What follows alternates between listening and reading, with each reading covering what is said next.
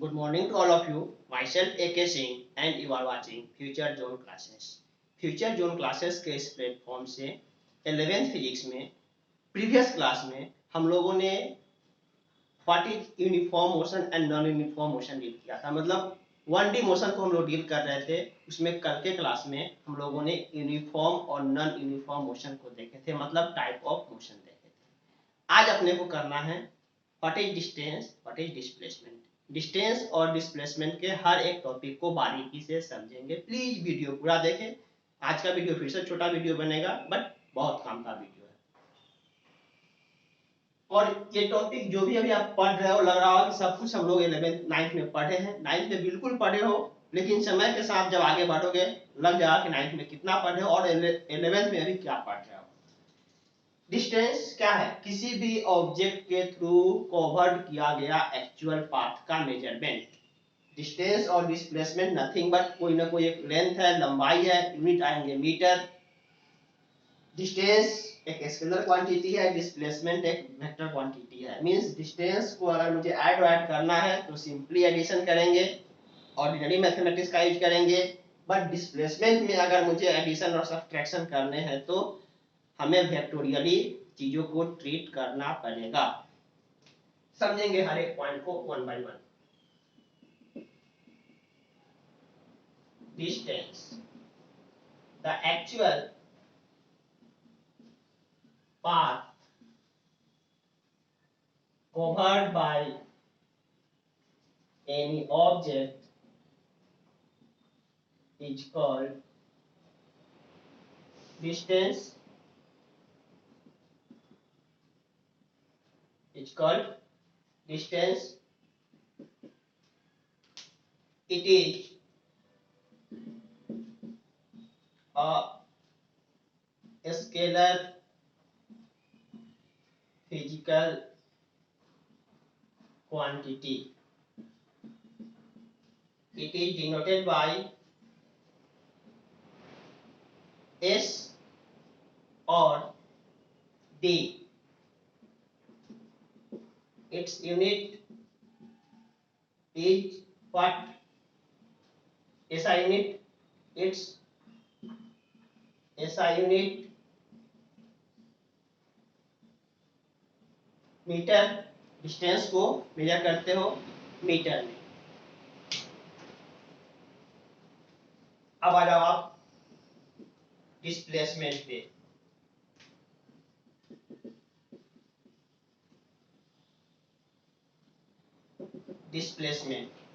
Displacement क्या है? The shortest path between initial to final. चूंकि डिस्टेंस ऑब्जेक्ट का एक्चुअल मोशन है, जिस पाथ पे वो ट्रेवलिंग किया है।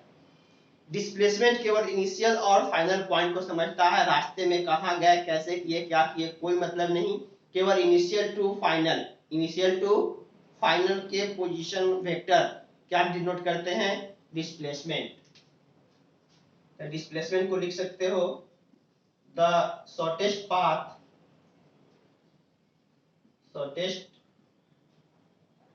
path between two points। वो टू पॉइंट्स क्या होगा? Initial and final. मतलब कहां से चल के कहां तक गए। The shortest path between two points is called displacement.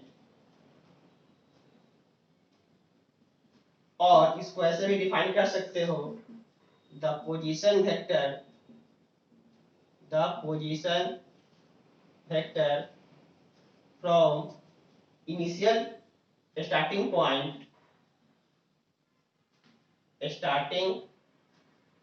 Point to final point is called displacement।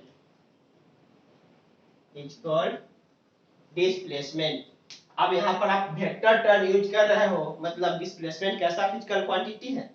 Vector physical quantity. इसमें कुछ पॉइंट कर लो। It is a vector physical quantity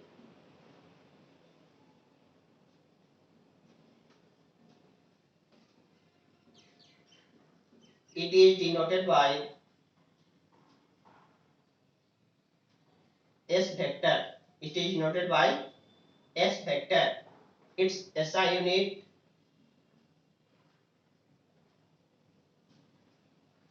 is metre. SI unit क्या होगा? मीटर होंगे, क्योंकि ये भी एक लेंथ है, ये भी एक लेंथ है, दोनों की यूनिट लेंथ है। अब यहाँ पे अगर आपसे कोई बोले कि डिफरेंशिएट करो डिस्टेंस और डिस्प्लेसमेंट में, तो distance actual path, displacement shortest path, scalar quantity, vector quantity.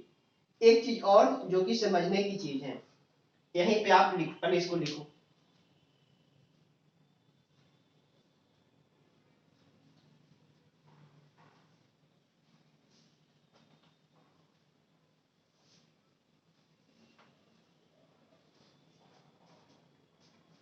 जैसे मान लो कोई ऑब्जेक्ट पॉइंट ए से चल के पॉइंट बी तक पहुंचा, हम इस रास्ते से इसको ऐसे चला के ले गए, तो इसका एक्चुअल पाथ क्या बना? डिस्टेंस।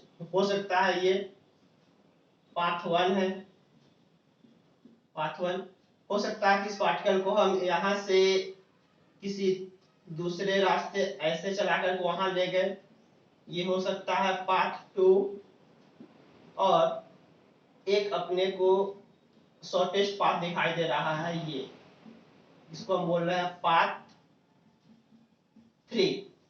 तो पाथ 1 और पाथ 2 ए और बी के बीच क्या है? डिस्टेंस है। पाथ 1 और पाथ 2 किसको इंडिकेट कर रहा है? डिस्टेंस को। और पाथ 3 इसको इंडिकेट कर रहा है? डिस्प्लेसमेंट को। Here path 1 and 2 represent distance, and while path 3 represent displacement। इस फिगर से एक चीज और क्लियर दिख रहा है। अच्छा, कोई पार्टिकल मान लो कि ए पॉइंट पी से पॉइंट क्यू तक इसी रास्ते से गया है, इसी रास्ते से गया है, तो अगर पी से क्यू में गए तो एक्चुअल पाथ भी यही है और डिस्प्लेसमेंट भी यही है। तो इस रास्ते के लिए अगर शॉर्टेस्ट पाथ पे इसका मूवमेंट हुआ है तो डिस्टेंस भी यही है और डिस्प्लेसमेंट भी यही है। डिस्प्लेसमेंट भी यही है।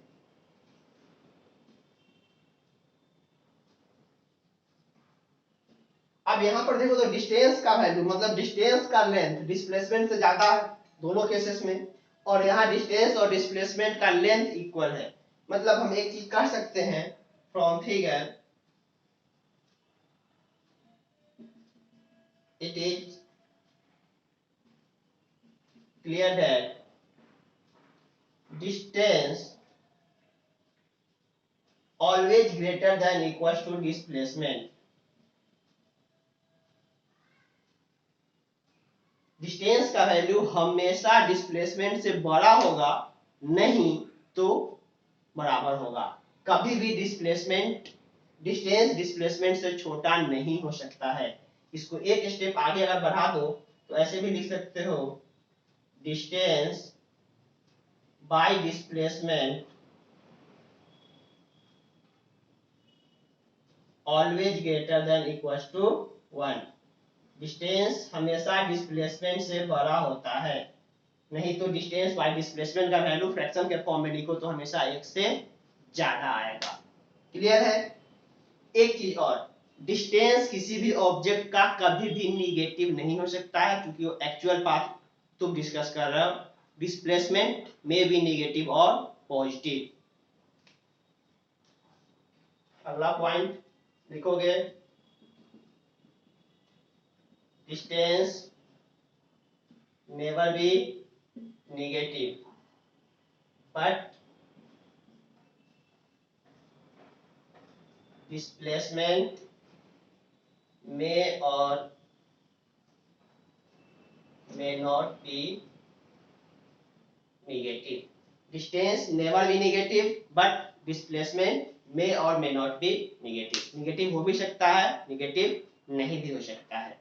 एक चीज ये। अब टाइम तो कभी निगेटिव नहीं होता है, टाइम तो कभी निगेटिव होते नहीं है, इतना तो पता है। डिस्टेंस कभी निगेटिव नहीं होता है, डिस्प्लेसमेंट हो सकता है।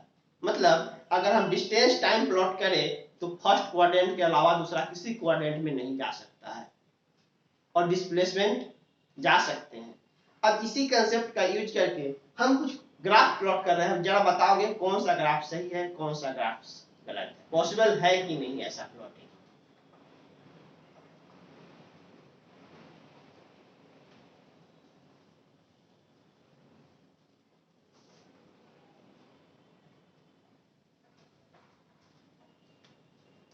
एक हम क्वेश्चन दिखा रहे हैं, क्वेश्चन लिख रहे हैं, choose the correct plotting, choose the correct plotting. बहुत सारा हम फिगर दिखा रहे हैं, फिगर देखते जाओ। हम यहाँ एस पर वेक्टर दिखा दिए, मतलब डिस्प्लेसमेंट टाइम ग्राफ डिस्कस कर रहे हैं। डिस्प्लेसमेंट टाइम ग्राफ हम बताने का कोशिश कर रहे हैं ऐसा,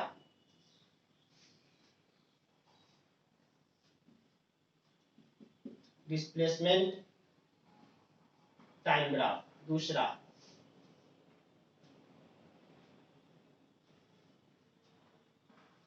एस टी डिस्टेंस, पूरा हम नाम लिख देते हैं, ये डिस्टेंस टाइम ग्राफ है, डिस्टेंस टाइम ग्राफ ऐसा। ये डिस्प्लेसमेंट है, डिस्प्लेसमेंट है, ये भी डिस्प्लेसमेंट है।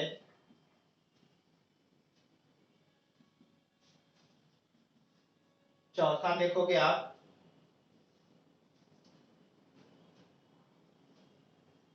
एस वर्सेस टी, और ग्राफ ऐसा बना हुआ है, ये डिस्टेंस है, ये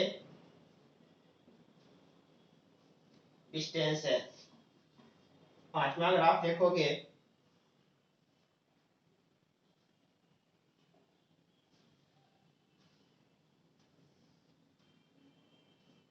ग्राफ कुछ ऐसा बना हुआ है, ये डिस्प्लेसमेंट है,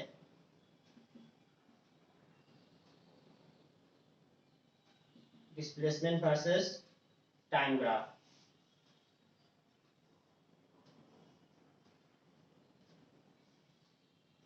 ये डिस्टेंस वर्सेस टाइम ग्राफ।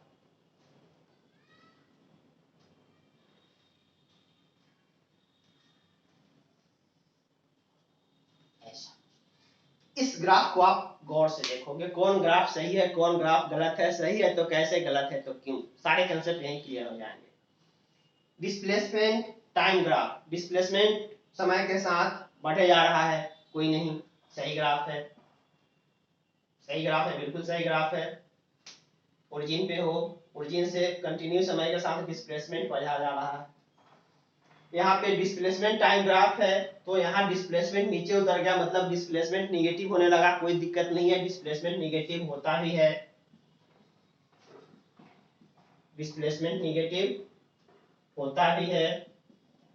अब जरा यहाँ पर आ जाओगे, डिस्टेंस टाइम ग्राफ, और डिस्टेंस आप जानते हो कि डिस्टेंस कभी भी निगेटिव नहीं होता है। सबके नीचे कॉज लिखोगे, कौन ग्राफ क्यों गलत है, सही है, पॉसिबल है, क्योंकि डिस्प्लेसमेंट कंटिन्यू बढ़ रहा है। यहाँ पर निगेटिव दिख रहा है, बट डिस्प्लेसमेंट है, निगेटिव डिस्प्लेसमेंट होते हैं, कोई परेशानी नहीं।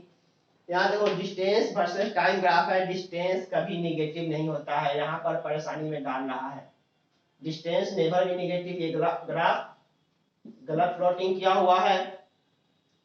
जरा इस ग्राफ को देखोगे, डिस्टेंस वर्सेस टाइम ग्राफ है, लेकिन आप गौर से देखो, डिस्टेंस इस रीजन में तो पॉजिटिव है, बट टाइम निगेटिव हो गया। टाइम कभी निगेटिव होता है क्या, टाइम नेवर भी निगेटिव, जिस कारण से ये ग्राफ भी गलत है। हाँ, इसमें अगर हम ऐसे डॉटेड कर देते तब सही होता, डॉटेड कर देते तब सही होता, बट रेगुलर मैनर में ये ग्राफ गलत है, टाइम कभी भी निगेटिव नहीं होता है। यहाँ कॉज डाल दोगे, टाइम नेवर भी निगेटिव। जरा इस ग्राफ को समझोगे, ये ग्राफ क्या करना चाह रहा है, ये ग्राफ क्या दिखाना चाह रहा है। इस ग्राफ में अगर हम एक पार्टिकुलर टाइम प्लॉट करें, एक पार्टिकुलर टाइम मान लो कोई t1 टाइम में इसके पास दो डिस्प्लेसमेंट है। ये देखो कुछ अजीब, मान लो कि ये डिस्प्लेसमेंट s1 और यहाँ पर डिस्प्लेसमेंट s2। सेम टाइम में ऑब्जेक्ट के पास दो डिस्प्लेसमेंट है, और यहाँ पर भी देखो कहीं भी एक सेम टाइम में, किसी भी एक सेम टाइम t में पार्टिकल के पास दो अलग अलग डिस्टेंस है, s1 और s2। ये दोनों कभी भी st ग्राफ में ना हमें टाइम लाइन पर वर्टिकल मतलब x एक्सिस के वर्टिकल, हमेशा टाइम वाले वर्टेक्स के वर्टिकल कोई लाइन खींचो और वो अगर वो लाइन ग्राफ को दो जगह कट करे, अगर वो लाइन ग्राफ को दो जगह कट करे मतलब डेफिनेटली वो ग्राफ गलत है। कॉज जान लो, जैसे मान लो कि हम अभी कहीं पे मार्केट में घूम रहे हैं, सेम टाइम मतलब जस्ट मान लो कि एकदम एग्जैक्टली 8 बजे मम्मी का फोन आता है, बेटा कहाँ हो। मम्मी को बोल दिए कि मम्मी अभी हम भगवानपुर चौक पे हैं, और सेम 8 बजे पापा का फोन आता है, बेटा कहाँ हो। मम्मी सॉरी पापा हम अभी ब्रह्मपुरा चौक पे हैं।